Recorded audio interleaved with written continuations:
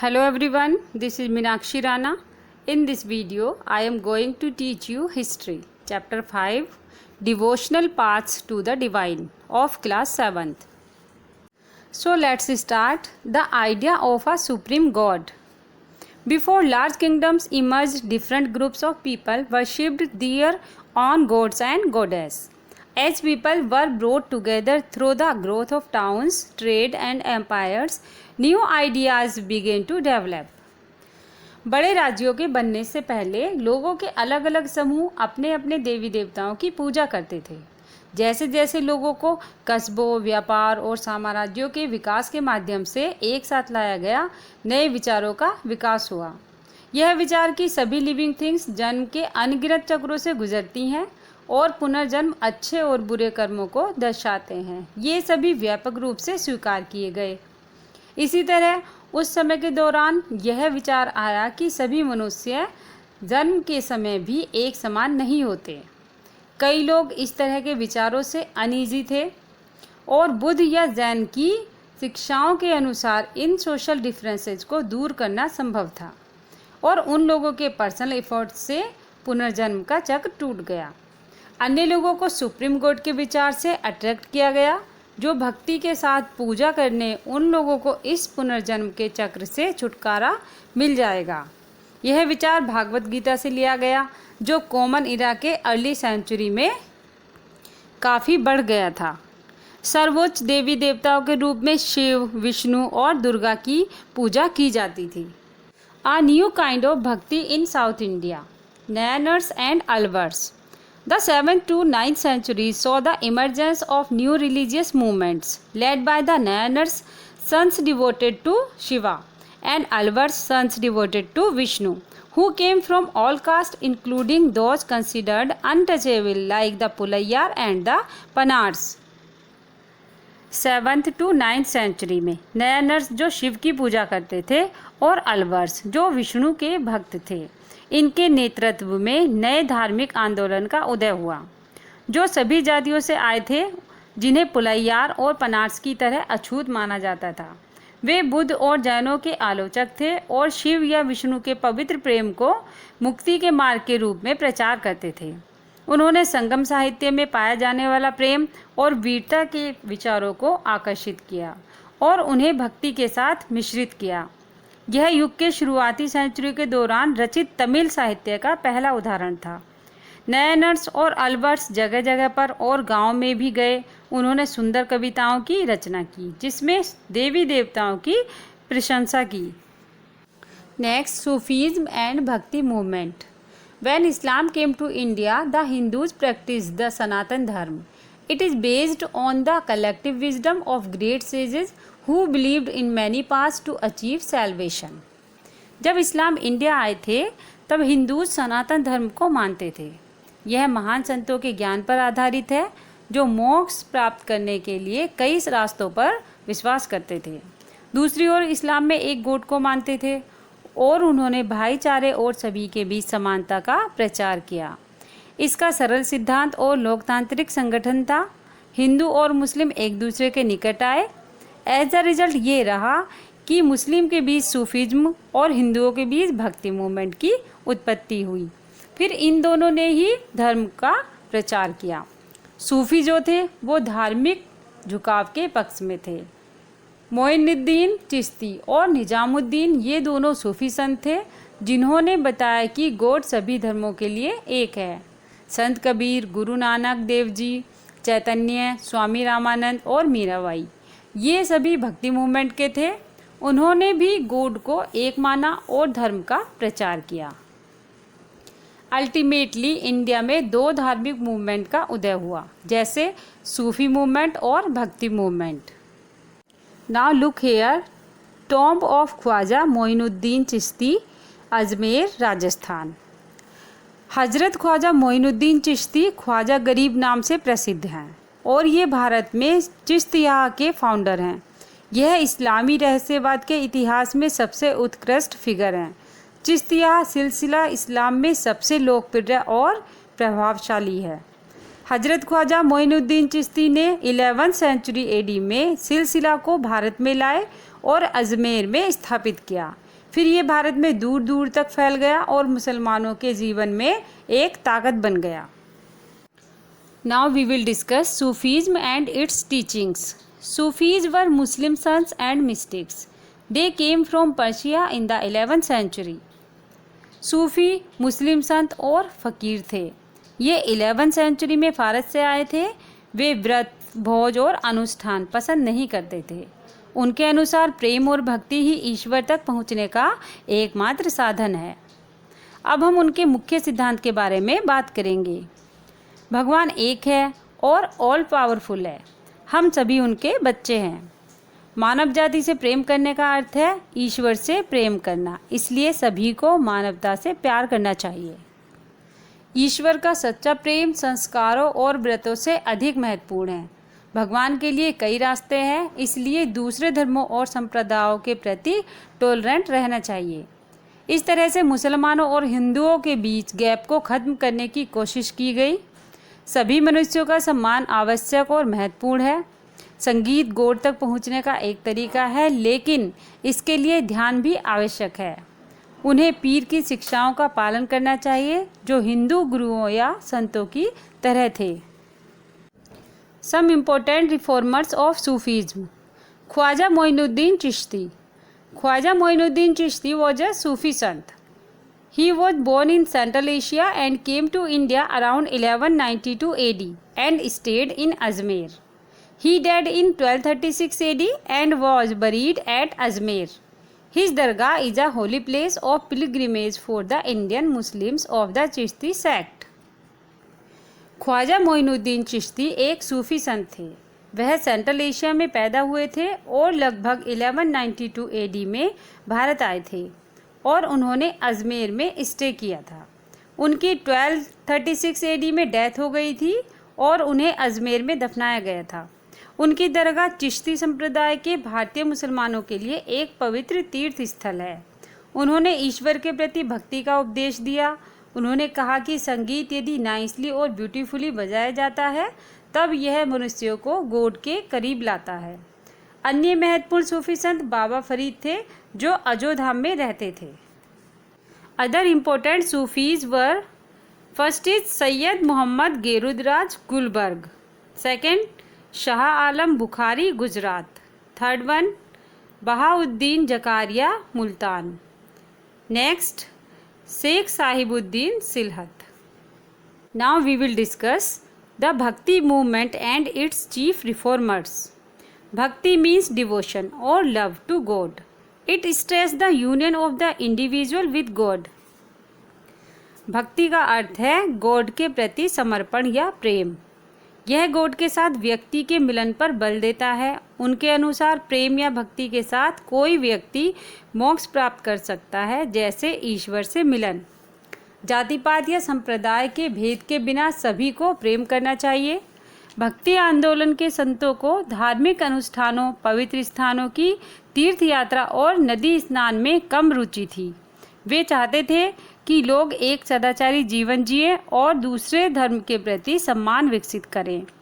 रामानुज, रामानंद, कबीर, नामदेव, गुरु नानक देव, वल्लभाचार्य, चैतन्य और मीराबाई भक्ति आंदोलन के महान सुधारक में से कुछ हैं।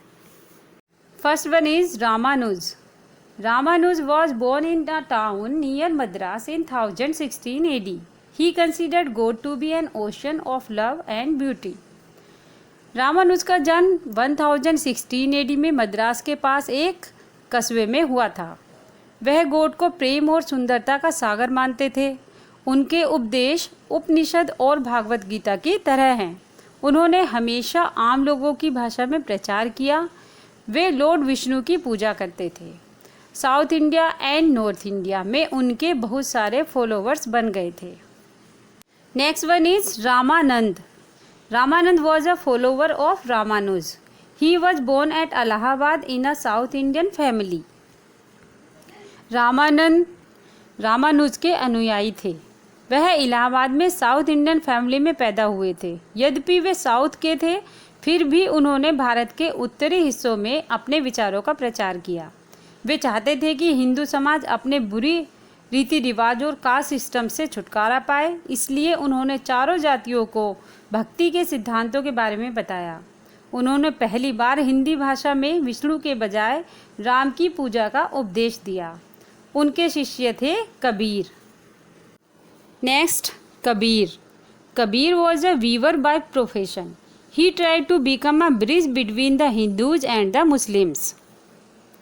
कबीर पेशे से बुनकर थे।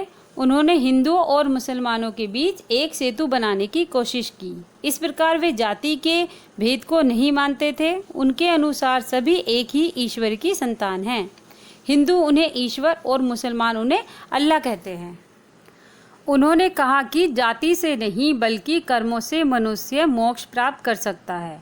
उन्होंने बाहरी धार्मिक प्रथाओं के खिलाफ लड़ाई लड़ी, जैसे मूर्ति पूजा और बेकार के संस्कार। उन्होंने अच्छे कार्यों और अच्छे आचरण पर जोर दिया। उनके दोहे आज भी भारत में सुनाए जाते हैं। उनकी मगहर में मृत्यु हो गई, जहां उनकी समाधि और मकबरा का निर्माण किया गया। उनके फॉलोवर्स में कबीर पंथ के नाम से एक नया संप्रदाय शुरू किया। Next is Namdev. Namdev was a great Maratha sant. He was a washerman by birth. Namdev एक महान मराठा संत थे। वे जन्म से धोबी थे। उनके सुंदर भजन जो मराठी में रचे गए थे, उनके अनुयायियों द्वारा गाए गए, चाहे वे हिंदू हो या मुस्लिम। सभी जातियों के लोग उनकी शिक्षाओं के लिए उन्हें उच्च श्रेणी में रखते थे। Now we will discuss a closer look at Guru Nanak Dev ji. Guru Nanak was born at Talwandi, Nankana Sahib in Pakistan in 1469. He travelled widely before establishing a center at Kartarpur, Dera Baba Nanak on the river Ravi. Guru Nanak का जन्म तलवंडी, जो पाकिस्तान में है, ननकाना साहिब में 1469 में हुआ था। उन्होंने करतारपुर में एक केंद्र स्थापित करने से पहले व्यापक रूप से यात्रा की। उनके फॉलोवर्स एक साथ भोजन करते थे, जिसे लंगर कहा जाता है। पवित्र स्थान बाबा गुरु नानक द्वारा बनाया गया था, जिसे धर्मशाला के रूप में जाना जाता था और अब इसे गुरुद्वारा के नाम से जाना जाता है।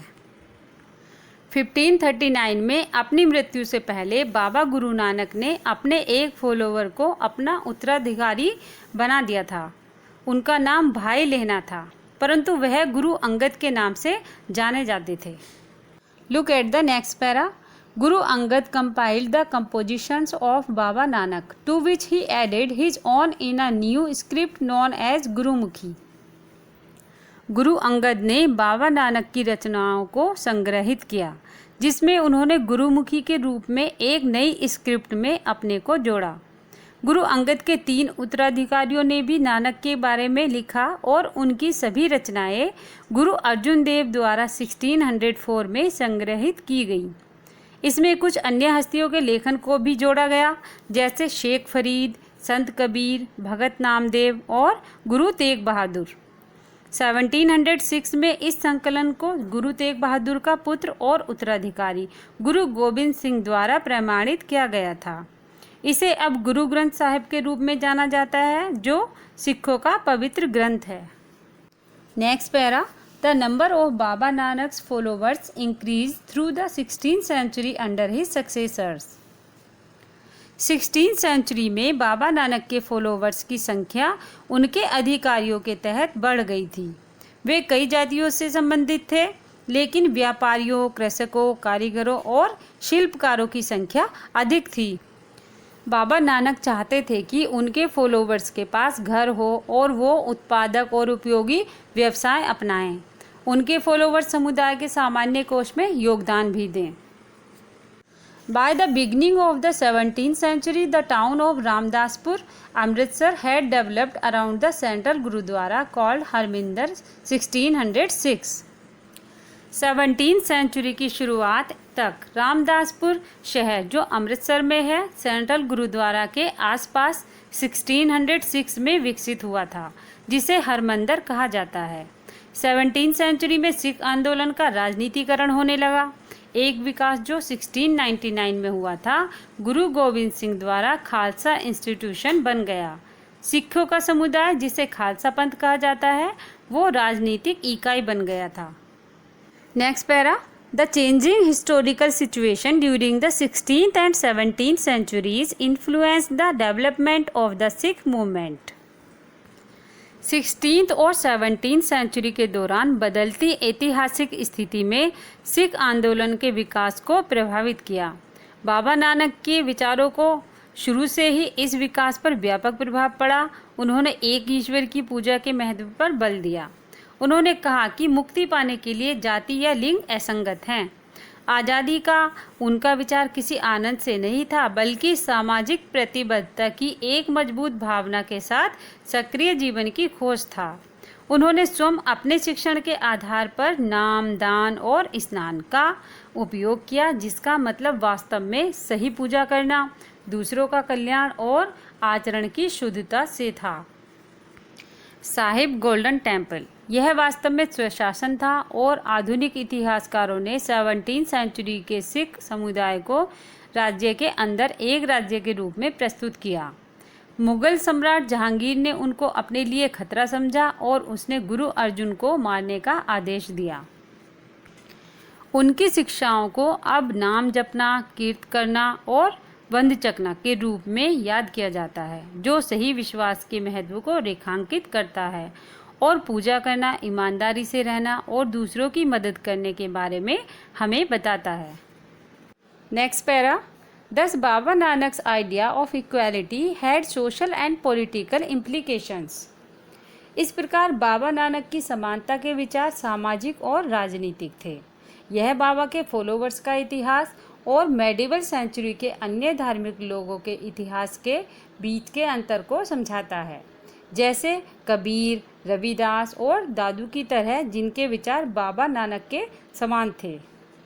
Now we will discuss about language and literature. Persian was the language of the administration. Arabic was used mostly by the Arab traders from Western Asia. Sanskrit was a language of higher learning among Hindus. प्रशासन की भाषा फारसी थी और अरबी का उपयोग ज़्यादातर western Asia के अरब व्यापारियों द्वारा किया जाता था। संस्कृत हिंदुओं में जो ज़्यादा पढ़े लिखे लोग होते थे वो बोलते थे। इस टाइम में संस्कृत की बुक्स का उत्पादन पहले की तुलना में अधिक हो गया था। भक्ति आंदोलन के विकास के विभिन्न क्षेत्रीय भाषाओं का विकास हुआ, जैसे हिंदी, गुजराती, मराठी, पंजाबी, कन्नड़, तेलुगु और तमिल। संस्कृत में साहित्य अब क्षेत्रीय भाषाओं में उपलब्ध था। कुछ क्षेत्रों में क्षेत्रीय भाषा का यूज़ किया जाता था, क्योंकि मुसलमानों और हिंदुओं के बीच लंबे संपर्क के कारण फारसी और हिंदी भाषा भी पूरी तरह से मिक्स हो गई थी। इस मिक्सचर ने उर्दू नामक एक नई भाषा को जन्म दिया। इसने बाद में एक उल्लेखनीय साहित्य का निर्माण किया। फारसी कवि अमीर खुसरो और अमीर हुसैन दहलवी ने फारसी भाषा में बहुत सुंदर पोएट्री लिखी। मिहिराज और जियाउद्दीन बर्नी इस टाइम के महान इतिहासकार थे। उन्होंने शासकों और उस टाइम की राजनीतिक घटनाओं के बारे में लिखा। उसी समय अमीर खुसरो भी थे, जो एक प्रसिद्ध हिंदी लेखक थे। मलिक मोहम्मद जायसी पद्मावत के लेखक थे और इस काल के प्रमुख संस्कृत लेखक रामानुज, सारथी मिश्रा और जयदेव थे। Now look here students, there are 11 Sikh gurus. सबसे पहले थे गुरु नानक देव, जो सिख धर्म के संस्थापक थे। दूसरे गुरु अंगद देव थे। उन्होंने गुरुमुखी लिपि का आविष्कार और परिचय दिया, जो पंजाबी में लिखी गई थी। तीसरे गुरु थे गुरु अमरदास। उन्होंने लोगों के बीच सामाजिक समानता स्थापित की थी। 4 नंबर पर आते हैं गुरु रामदास। इन्होंने अमृतसर शहर सिटी की स्थापना की थी और अमृतसर में स्वर्ण मंदिर का निर्माण शुरू करवाया था। 5th गुरु थे गुरु अर्जन देव। इन्होंने सिखों के आदि ग्रंथ और धर्म ग्रंथों को संग्रहित किया और इन्होंने ही गोल्डन टेम्पल का निर्माण पूरा करवाया। 6th थे गुरु हरगोबिंद। उन्हें एक सैनिक संत के रूप में भी जाना जाता था। 7वें गुरु थे गुरु हर राय। उन्होंने जीवन का अधिकांश समय भक्ति साधना में व्यतीत किया। 8वें गुरु थे गुरु हरकिशन। ये सभी गुरुओं में सबसे छोटे थे। 9th नंबर पर आते हैं गुरु तेग बहादुर। इन्होंने हिंदू धर्म की रक्षा के लिए अपना सारा जीवन लगा दिया था। 10th गुरु थे गुरु गोविंद सिंह। इन्होंने 1699 में खालसा का निर्माण किया। लास्ट गुरु थे गुरु ग्रंथ साहिब। गुरु ग्रंथ साहिब, जो आदि ग्रंथ के रूप में भी जाना जाता है, यह सिखों का धर्म ग्रंथ है। If you like this video, please subscribe to my channel and don't forget to press the like button. Thanks for watching. Have a good day.